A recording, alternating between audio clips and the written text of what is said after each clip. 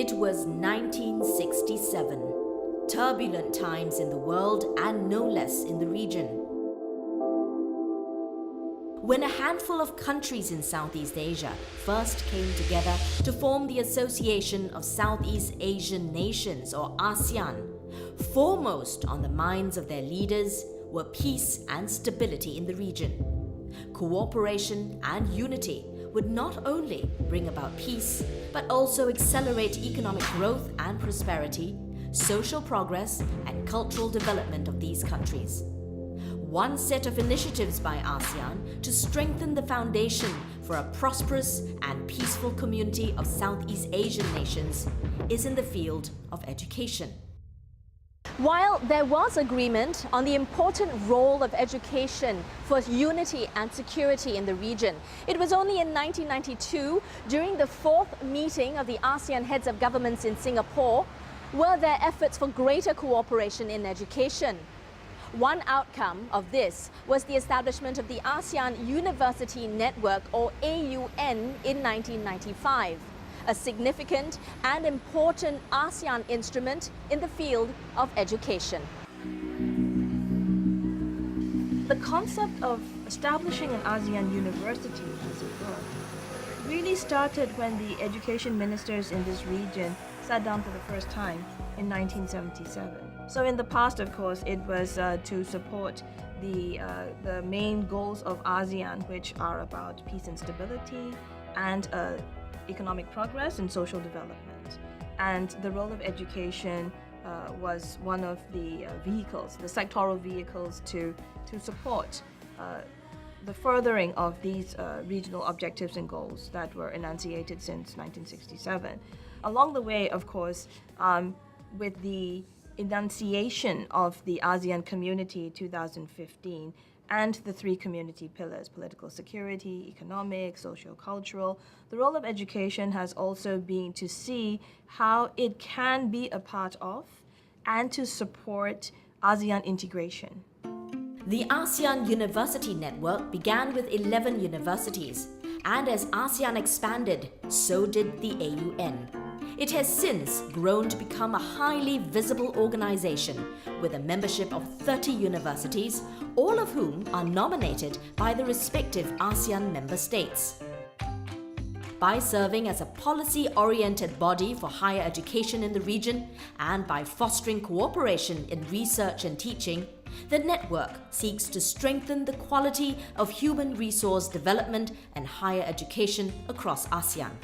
So at this point in time, it's really about getting the leading universities in the region to sit down and network together, talk about issues that will have to be resolved in terms of credit transfers, accreditation, even syncing the academic semesters, and of course facilitating student exchanges and mobility, cross-border mobility for students, as well as seeing how the different academic disciplines in all these universities can also support the ASEAN integration goals and prepare the young people for professional or workplace mobility. While there is much work to be done to realize the full potential of cooperation in education, universities in the network have benefited from their membership. The National University of Singapore is one of 3 universities representing Singapore in the AUN and has been part of the AUN since its formation 21 years ago. We are very much part of Southeast Asia, and it's important to get to know our neighbors, the universities in our vicinity. Yeah, I think AUN has tremendous impact because we are working with young people. We are working with the top echelon of society, the people who will be the business, political leaders of tomorrow. And if we at this level can give our students favorable impressions and favorable working relationships within the region, I think it bodes well for ASEAN and Southeast Asia. Besides institutions of higher learning, efforts have been made to promote ASEAN awareness at all levels of the education system in member countries. After the 11th ASEAN Summit in Kuala Lumpur in 2005, ASEAN education ministers identified 4 priorities in education cooperation. An outcome of this was the development of the ASEAN Curriculum Sourcebook as a tool to advance an understanding of the ASEAN identity, as well as to develop in young people a better understanding of the diversity of cultures across the region. The motivation always was to provide a reference source for teachers in primary and secondary schools mainly, to be able to impart what is it about ASEAN to their students. And of course this takes different forms. So rather than developing it as a curriculum and requiring countries to straight away put it into their national curricula, it has always been the intention to provide it as a teaching resource.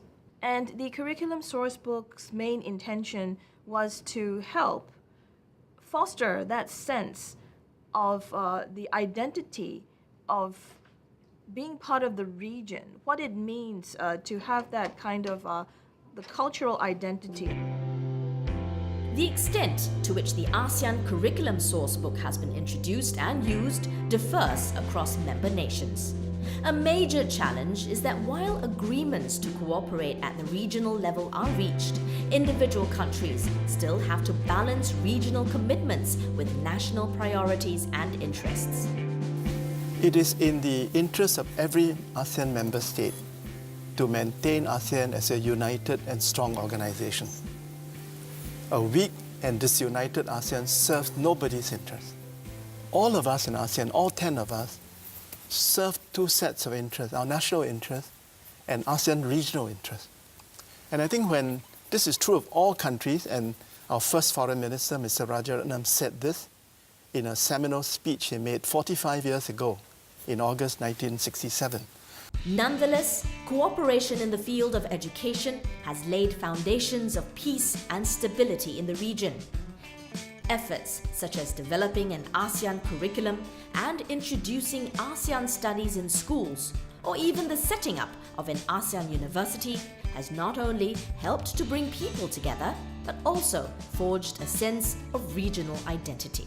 With a collective sense of identity as one ASEAN, the ASEAN University Network plays a major role in collaborative efforts to promote peace and stability in the greater East Asian region.